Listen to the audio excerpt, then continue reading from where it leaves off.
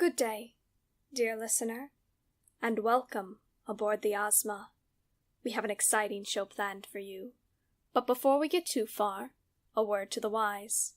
Though Project Ozma is considered to be a comedy, the humor involved is known to contain swearing, allusions to sexual themes, as well as themes of minor violence.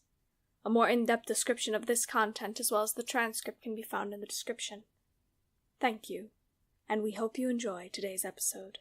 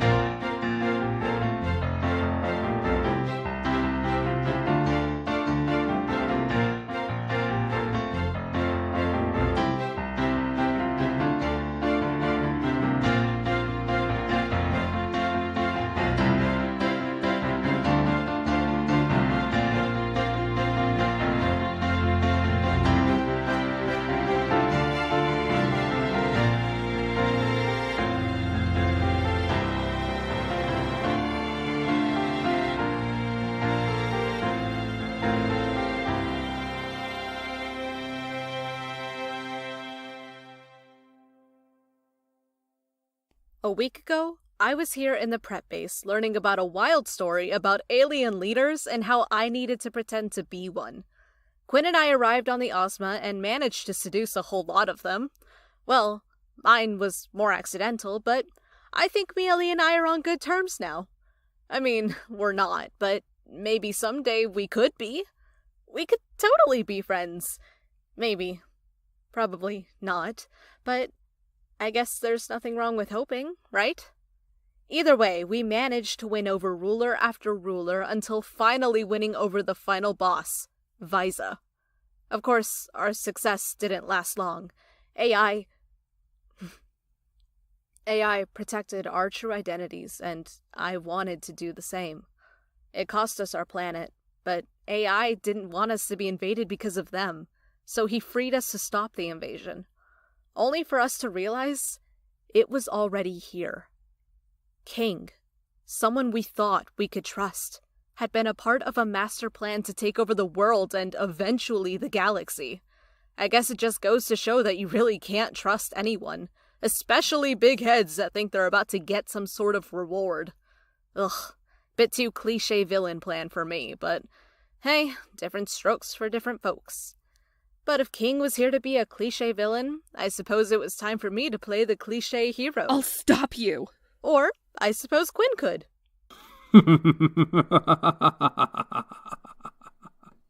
Stop me? This plan has been in motion for decades. We are too far along for you to even try. Quinn locked eyes with me, a clear look that screamed, I have a plan! At least I think so. It could have been screaming, I really have to pee. But now didn't seem like the best time for a bathroom break. Oh, I need to stall. Decades? They made you stay here that long? You must have missed a lot. Missed a lot? Of course I did. But my parents were close friends with the king at the time. He told them that it was a great honor, and there was no one else he could trust. Would you truly think I'd relinquish any of this for being up to date in pop culture?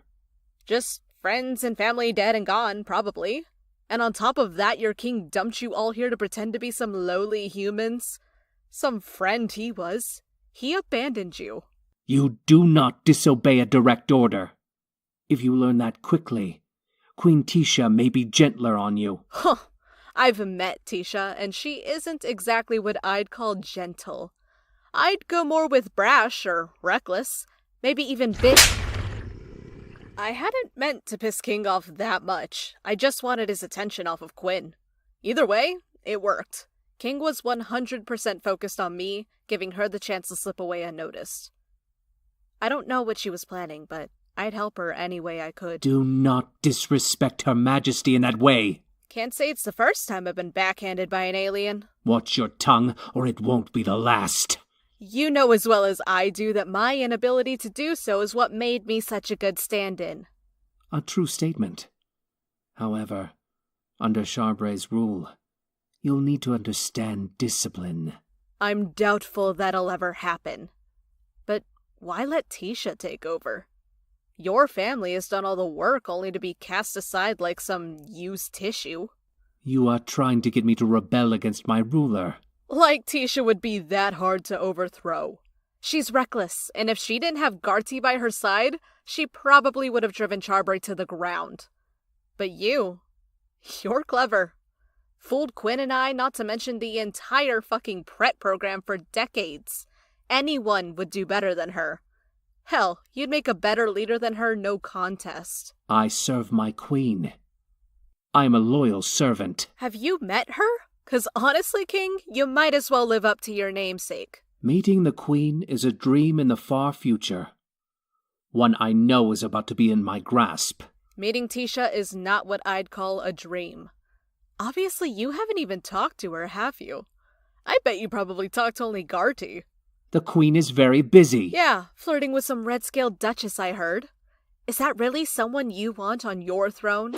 I will not stand for you to sully her name like this. I think I prefer Miele's abuse to yours. Pais will never lay claim to Earth. It holds nothing for them. Yeah, but what if their priorities change? What if someone else manages to control Earth before you guys?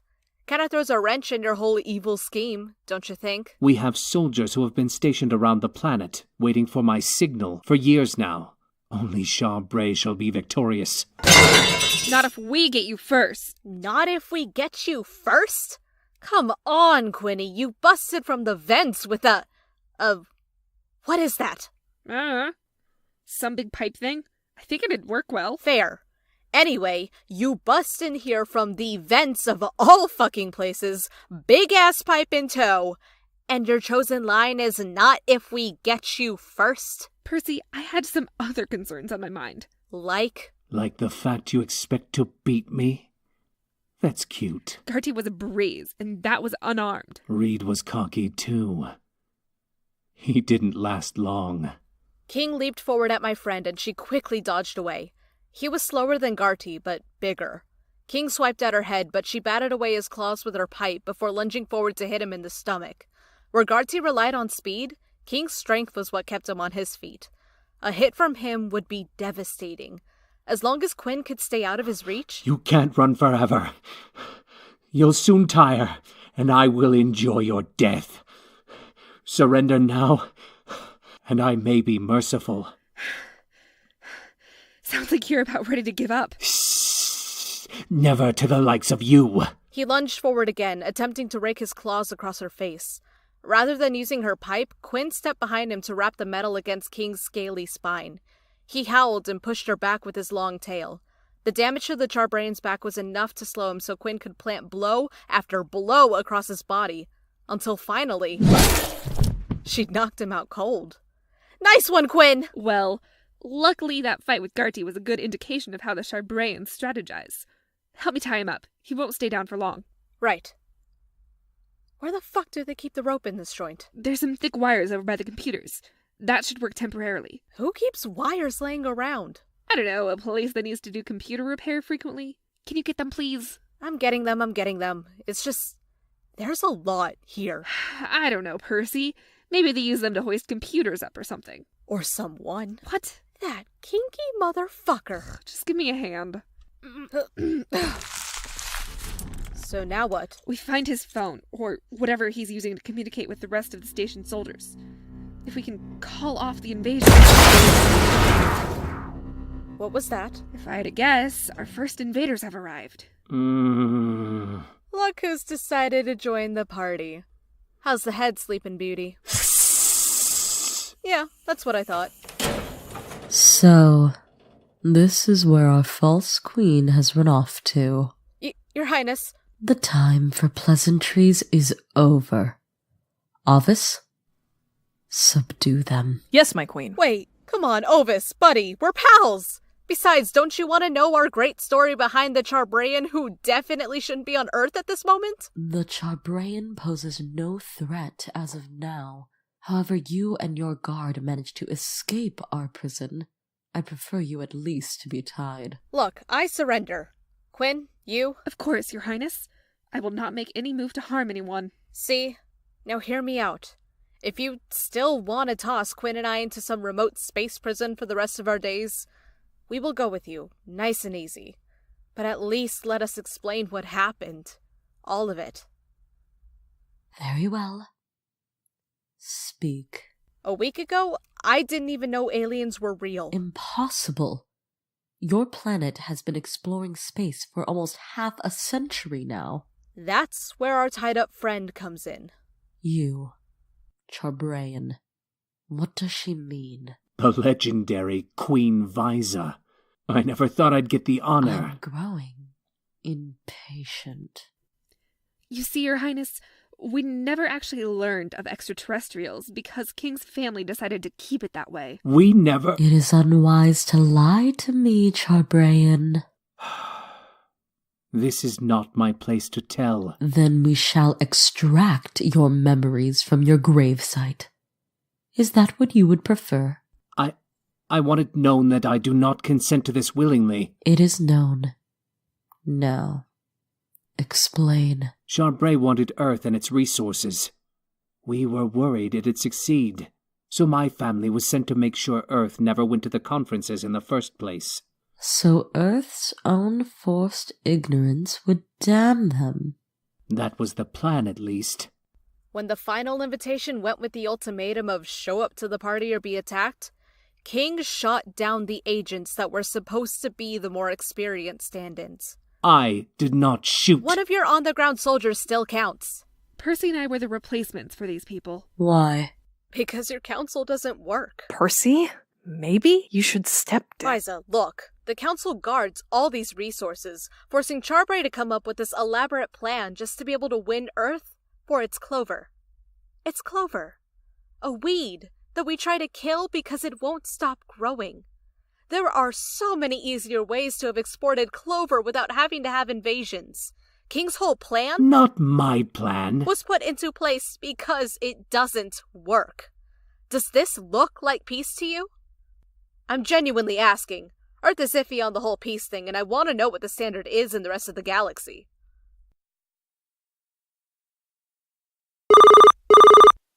My communicator. I'm sorry, Your Highness, but my soldiers are... Sir, we're awaiting your command to begin the invasion. There will be no invasion. Not today. Sir? This is Queen Viza of Nartis. Call off all of your men and leave this planet. Apologies, Your Highness. Thank you so much, Viza. You won't regret— First of all, you will address me with my title. Second of all, I specifically said no invasion today. Am I wrong in that, Ovus? No, Your Highness. But— Let me finish. Lastly, I will give you one more chance. What? The Ozma conferences meet every year. You and your guard will be in charge of letting the truth become known across your planet and selecting a suitable and real leader of Earth to meet at the conferences. They will have a clean slate, but must fight for Earth's independence just as you have. Convince an entire planet aliens exist? No offense, Your Highness, but that sounds Like an opportunity that we can't turn down. Thank you. I'm glad. Now, I must return to finish calling off an invasion, as well as seeking a better way to keep peace in the galaxy. I eagerly await the meeting of your official planetary ruler, Persephone. But what about King? What about you, Charbrayan? I apologize for the trouble I've caused. Oh, you do? Please, I was only following my queen's orders. And I suppose I can't punish you for being a loyal subject. As for Queen Tisha, Ovus, retrieve the Charbrain and bring him to our pop. We have much to discuss. Of course. If you'll come with me, sir. And like that, they were gone. Their pop whirring to life until they disappeared out of my life for, well, a year, I guess. Now I had a new mission. To find a suitable ruler and guard to send on their mission across treacherous time and space to face against bitchy alien leaders as only the earthen royalty can— Percy! What? Just wrap it up already. Fine. I suppose here is where I put the epilogue, telling the great tales of how Quinn and I fought against odds to spread the news of aliens and quested to find the perfect ruler.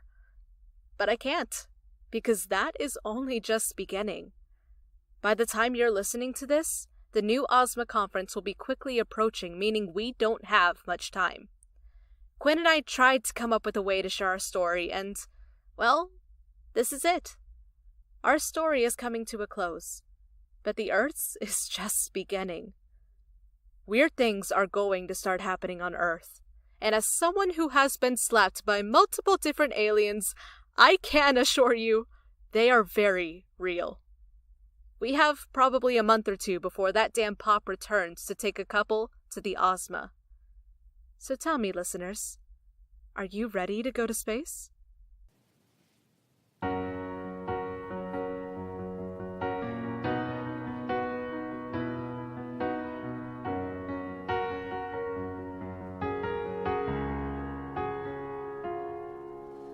You and me, we sail the stars like the open sea. We're meant to be best friends for all eternity. The great unknown, it isn't that scary when you've flown across it all.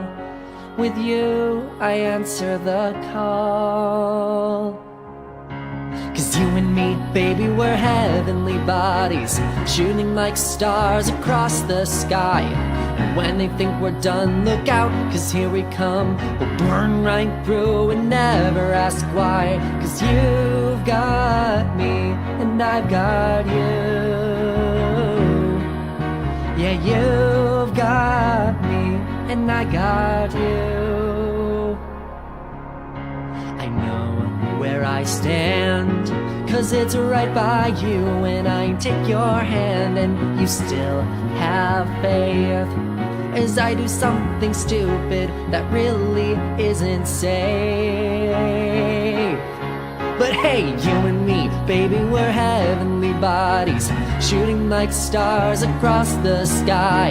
And when they think we're done, look out, 'cause here we come. We'll burn right through and never ask why. 'Cause you've got me, and I've got you. Yeah, you've got me, and I've got you. And the void isn't cold, even when we're old. We knew where we stood and we did something good. The void isn't cold when we're old. We knew where we stood and we did something good. 'Cause you and me, baby, we're heavenly bodies, shooting like stars across the sky. And when they think we're done, look out, 'cause here we come. We'll burn right through and never ask why. 'Cause you and me, baby, we're heavenly bodies, shooting like stars across the sky. And when they think we're done, look out, 'cause here we come. We'll burn right through and never ask why. 'Cause you've got me, and I've got you. Yeah, you got me, and I've got you.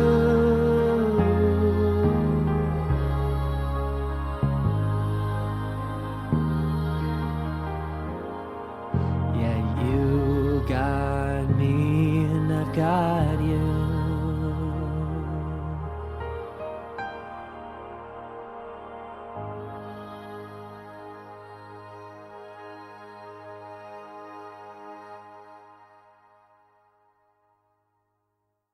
Hi, it's Sterling Rae, formerly known as Molly Rae, the creator of Project Ozma, and I just wanted to interrupt a minute to say a few words. To think it's been almost a year we've been releasing episodes, and how that all comes to an end. It has been such an honor being able to share the adventures of Percy and Quinn with you. I am so grateful to have been given the chance to work with such a talented cast and crew, and such an incredible network like Goose Thunder. I am also speechless at the amazing support I've received from listeners like you. Without all of you, Project Ozma would not be what it is today. Unfortunately, all good things must come to an end, and we must bid farewell to the lives of Percy and Quinn. But just because we close the door on one group of characters does not mean we can't open a new one. If you enjoyed Project Ozma, be sure to check out Novitero, coming January 2020.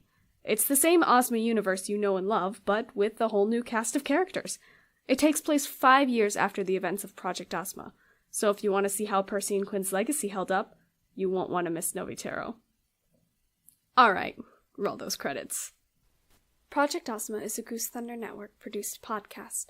Today's episode, Finale, was written by Sterling Rae and Megan, and edited by Ylva, with sound editing by Cole Burkhart and Hannah. Music was composed and performed by Benny James. The voices you heard in today's episode in order of appearance were Allison as Percy, Petra as Quinn, Adam Blanford as Max King, J. Virginia as Viza, Arizona Jonson as Ovus, and Morgan as The Voice. Want to continue to stay up to date on all things Ozma? Follow us on Tumblr at Project-Ozma, on Instagram at Project Ozma Podcast, or on Twitter at Project Ozma.